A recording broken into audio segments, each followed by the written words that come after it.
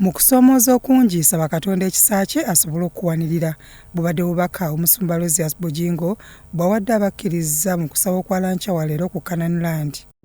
Waliwo ebintu bye tuyitamu Mukama atuyigiriza amaanyi ge. Omulabe takulumbangako nga ze kusaaga yajja kukuzikiriza, yajja kubba kutana kuzikiriza. Naye okyaliwo okyayimirira n'abatakumanyi nnyo. Kuba eriyo omuntu omu oba babiri abakumanyi ennyo. Nyina abatakumanyi nnyo bamanyi oli bulungi. Era nsaba mukwano gwange ali eyo awuliriza naawe ali wano naawe ali emitala w'amayanja. Abantu abakusubira okuba nga oli bulungi tobagamba kirala kyekyo kye bamanyi ky'oli. Oli bulungi lwaki? Kubanga olina akulwanira. Omusumba Rosias Bujingo ayongedde okuutira abakkiriza okulooperanga Katonda ebibasoomooza kubanga ye yekka alina obusobozi okubibasuumuusa. Katonda yekka gw'otolimba mbeerayo nkwegayiridde.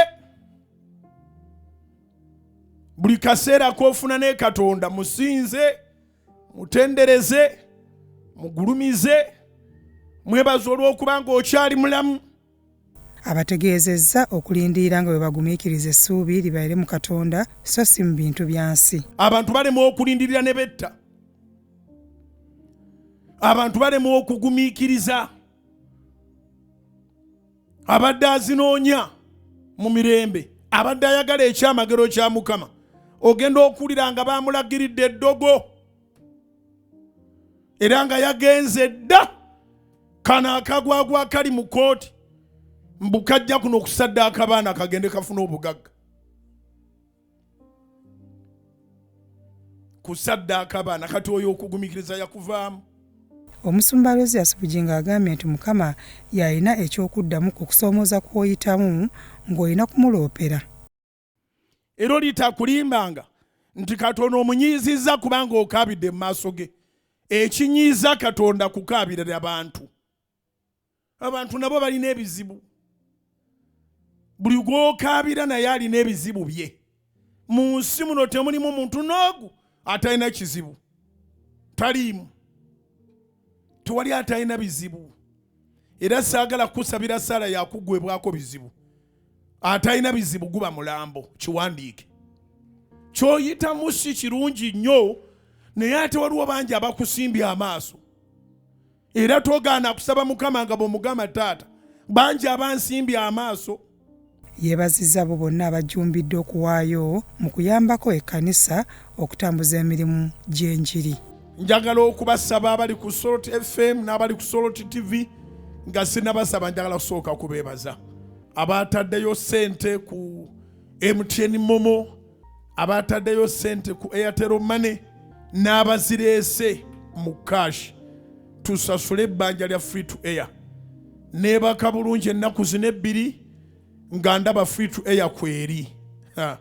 Mpulira essanyu ne nga nti era kale katwesonde naye ng'enjiri eno esobola okutuuka mu bulamu bw'omuntu. Njagala kutegeeza Mukama baba akusaasidde n'akatono konna k'olina waayo betuweerayo abamu bakyali mu process tebasobola kuwaayo wadde ekikumi eki. TV bagirina era ba free to air naye tena ssente zasobola kuwaayo.